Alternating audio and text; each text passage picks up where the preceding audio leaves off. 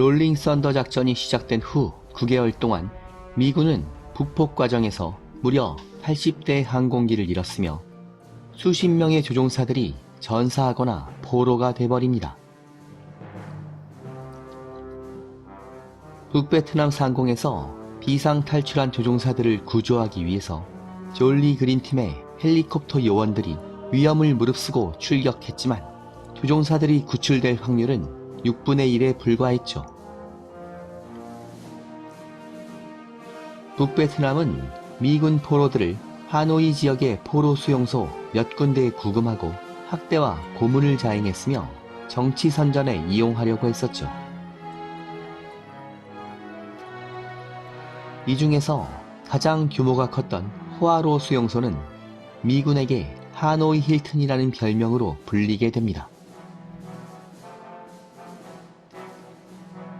북베트남 정부는 포로들을 이용해서 향후의 정전 협상에서 미국 정부를 압박하고 유리한 조건을 얻어내는데 사용하려고 했습니다. 베트남 전쟁이 장기화되면서 포로가 되는 미군 조종사들의 숫자는 점점 늘어나게 되는데 이들은 존슨 대통령에게는 아픈 손가락이 됩니다. 포로가 된 조종사들은 조만간 전쟁이 끝날 것이라는 희망 속에서 하루하루를 버티고 있었지만 혹독한 포로 생활이 8년간이나 지속될 것이라는 점은 상상조차 못하고 있었죠. 한편 1965년 크리스마스가 임박하자 미국은 북폭을 중단하고 북베트남 정부에 또다시 협상을 제안합니다. 미군의 북폭이 북베트남을 말살하려는 것이 아니라 협상을 이끌어내려는 것이라는 정치적 입장을 고수하고 있었던 존슨 행정부는 정기적으로 북폭을 중단하고 북베트남을 협상 테이블로 끌어내려고 했었죠. 동슈안 작전의 좌절로 큰 타격을 받았던 북베트남은 이번에는 협상에 응하게 됩니다. 프랑스 파리에서 양측의 대사들이 협상 테이블에 마주 앉았으며 서로 간의 요구 조건을 교환하며 줄다리기를 시작했죠.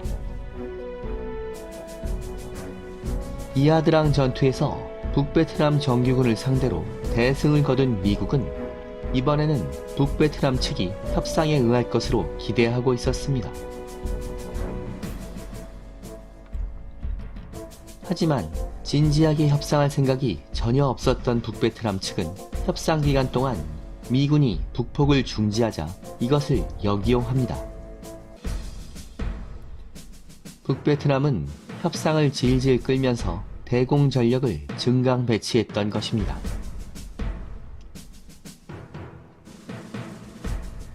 (1965년) 말까지 미 정부는 점진적으로 공습을 확대하기는 했지만 하노이로부터 반경 50km 지역과 하이퐁으로부터 반경 15km 지역에 대해서는 폭격을 금지하고 있었죠.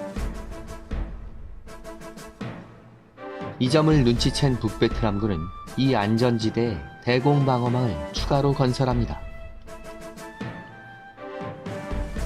협상이 진행되고 있었던 2개월 동안 무려 22군데의 샘사이트가 추가로 건설되었으며 400문 이상의 대공포가 새로 배치됩니다.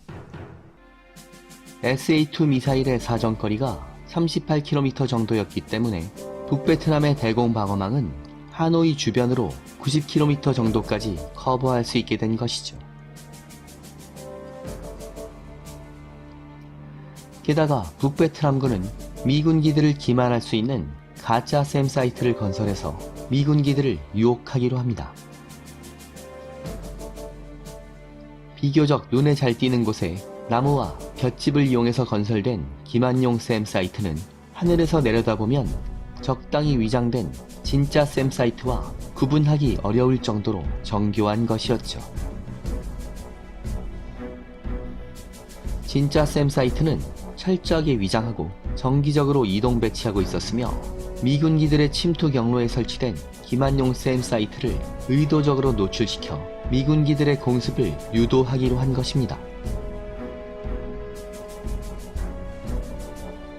게다가 기만용 샘사이트 주위에는 강력한 대공포화를 배치해서 미군기들이 가까이 접근하면 가차없이 매복 공격을 퍼부어 격추시키는 전술을 사용하고 있었죠.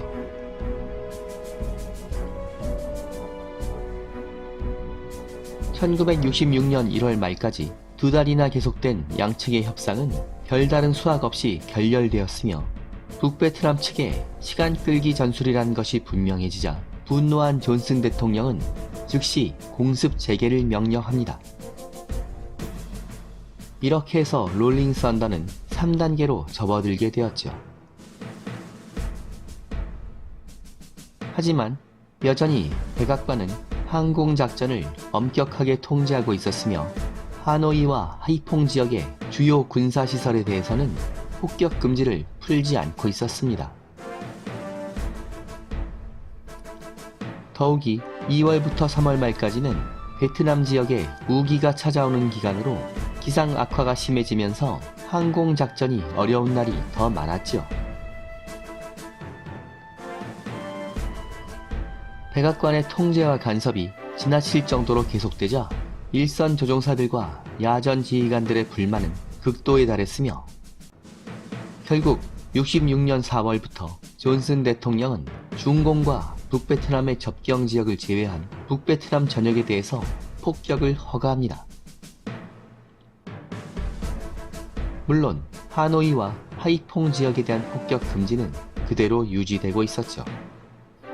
이것이 롤링 썬더의 4단계였으며 작전 구역이 넓어지자 고삐가 풀린 미군기들이 북베트남을 향해 질주하면서 항공작전은 더욱 가열됩니다.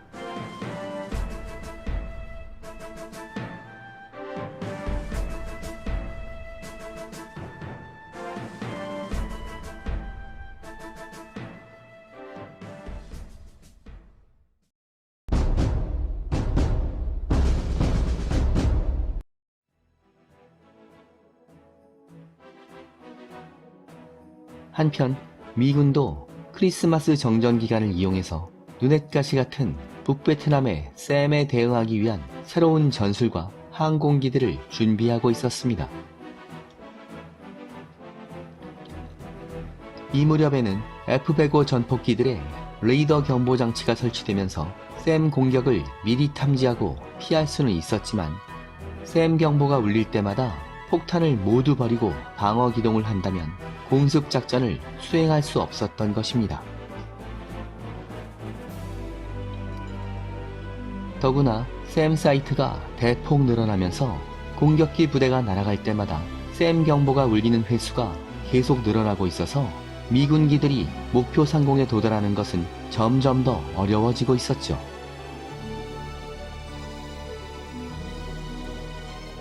그렇다고 셈 사이트를 무턱대고 공습하다가는 대공포화망에 걸려 큰 피해가 발생할 가능성이 높았기 때문에 뭔가 획기적인 방법이 필요했습니다.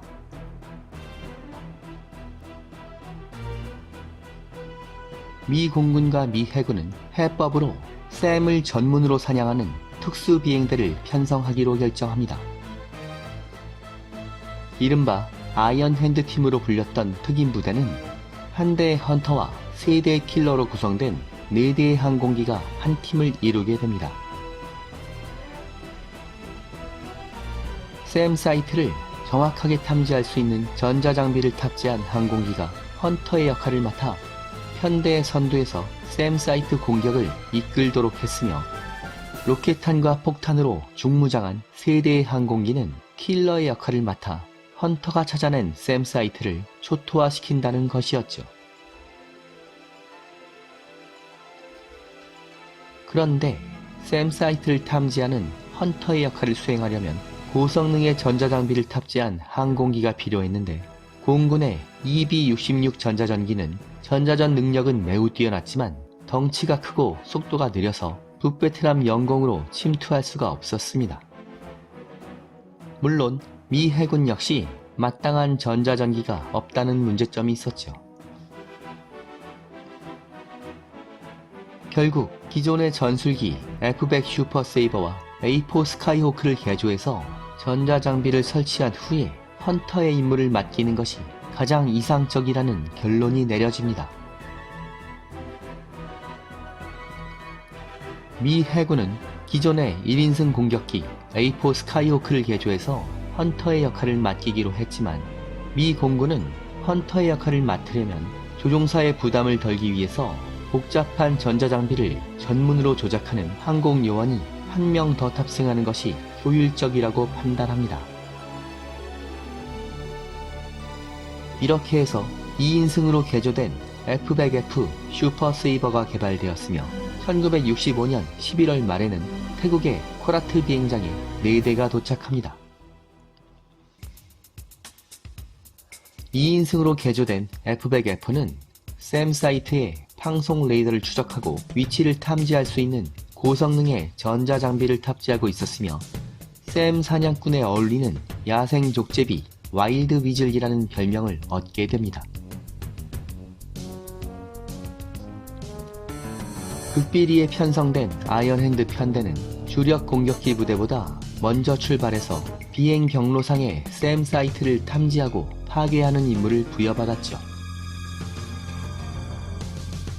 북베트남군은 육안으로는 식별이 어려운 기만용 가짜 샘 사이트를 다수 설치해놓고 미군기들을 유혹하고 있었는데 아이언핸드 편대는 가짜 샘 사이트에 속지 않기 위해서 샘 위험 지역을 저공으로 배회하면서 방송 레이더가 작동하는 순간을 기다렸다가 전파를 탐지해서 역추적하는 방법으로 샘 사이트를 공격합니다.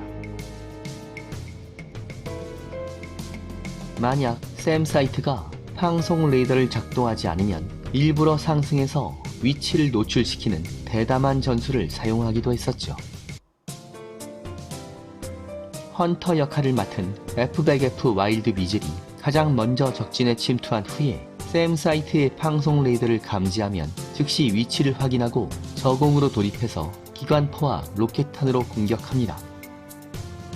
이렇게 위치가 확인되면 킬러 역할을 맡은 F-105 썬더치프 세대가 폭탄과 로켓탄으로 샘 사이트를 초토화시키는 전술을 사용했던 것입니다. 킬러 역할을 맡은 썬더치프 전폭기들은 샘 주위에 배치된 대공포화 제압을 위해서 로켓탄과 구폭탄을 사용하고 있었는데 대공포화를 제압하는 데는 어느 정도 효과가 있기는 했지만 이런 재래식 무기를 사용해서 대공포화가 집중 배치된 샘 사이트를 공격한다는 것은 엄청난 용기가 필요한 것이었죠.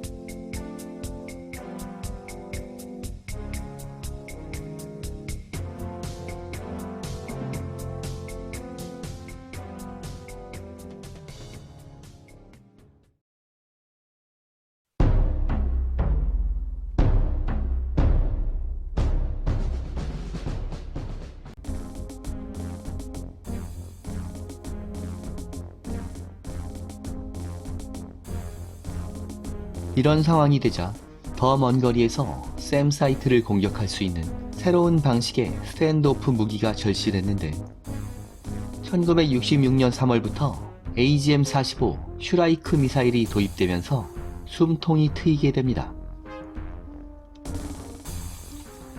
슈라이크 미사일은 중거리 공대공 미사일 에임7 스패로우를 개량한 것으로 SA-2를 조준하는 데 사용하는 방송 레이더의 전파를 역추적해서 유도되는 방식의 레이더 공격에 특화된 미사일이었죠.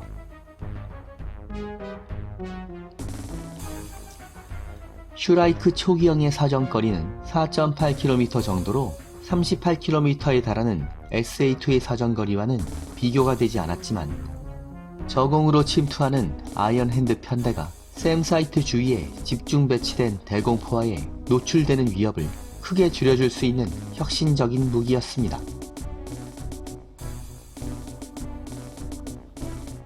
그런데 와일드 위즐 F-100F는 덩치가 큰 슈라이크 미사일을 탑재하면 속도가 매우 느려져서 F-105 킬러팀과 작전하는 것이 어려워집니다.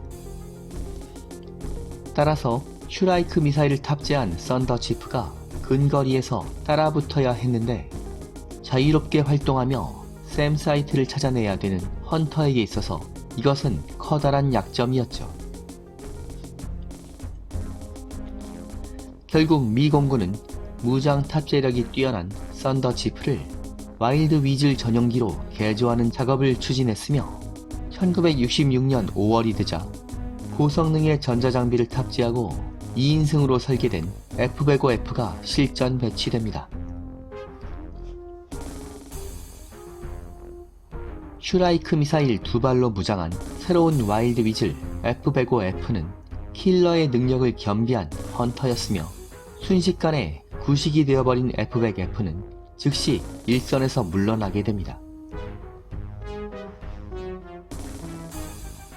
미 공군의 아이언핸드 편대는 일반적으로 한 대의 F-105F 와일드 위즐과 세 대의 F-105D로 이루어졌지만 슈라이크 미사일의 위력이 입증되고 실전 배치된 F-105F가 늘어나면서 와일드 위즐의 비중이 점점 늘어났으며 심지어 편대 전체가 와일드 위즐기로만 구성되는 경우도 있었죠. 롤링 썬더 작전이 4단계로 접어들면서 북폭이 강화되자 아이언 핸드 팀의 조종사들은 가장 먼저 이륙해서 샘 사이트를 감시하고 제압하는 임무를 수행했으며 아군기들이 무사히 통과할 수 있는 안전지대를 만들게 됩니다. 더구나 아군기들이 무사히 폭격을 마치고 돌아올 때까지 위험한 임무를 계속 수행한 후에 가장 마지막에 귀환하는 퍼스트 인, 라스트 아웃을 실천하고 있었죠. 일반적인 폭격 작전에 비해서 너무나 위험한 아이언 핸드 미션을 계속 수행했기 때문에 작전기들의 손실도 극심해지는데 아이언 핸드 팀의 손실률은 북폭을 수행하는 항공기들에 비해서 2배가 넘을 정도였습니다. 이렇게 해서 아이언 핸드 미션을 수행하는 조종사들은 헌신과 용맹의 상징으로 동료들에게 칭송받게 됩니다. 1966년 6월부터 미군은 북폭을 더욱 강화하게 되는데 이때부터 북베트남의 샘 사이트와 미 공군의 와일드 위즐 사이에는 숨가쁜 두뇌 싸움이 본격화됩니다.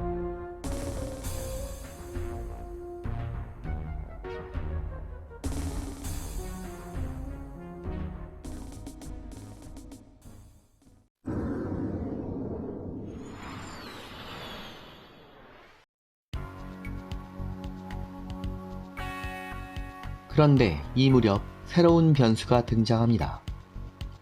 F4 팬텀의 등장과 함께 최전선에서 사라졌던 미국이들이 또다시 출몰하기 시작한 것입니다. 아이언 핸드 팀의 등장 이후 샘 사이트의 피해가 속출하면서 위기의식을 느낀 북베트남 사령부는 미국이들을 투입하라는 명령을 내렸으며 지난 몇 개월 동안 실전 투입을 자제하고 조종사들의 훈련에 매진하고 있었던 북베트남 공군은 미국이들을 날려보내 미군의 항공 전력에 또다시 도전하게 된 것입니다.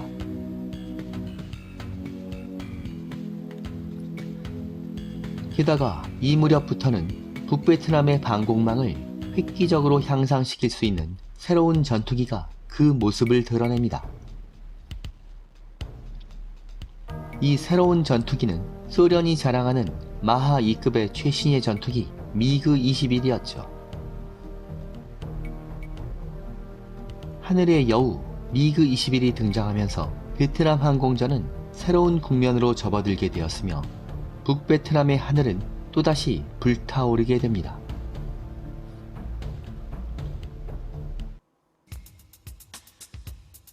베트남 항공전은 다음 회로 이어집니다. 여기는 밀리터리 항공의 잡학 채널 불타는 하늘입니다.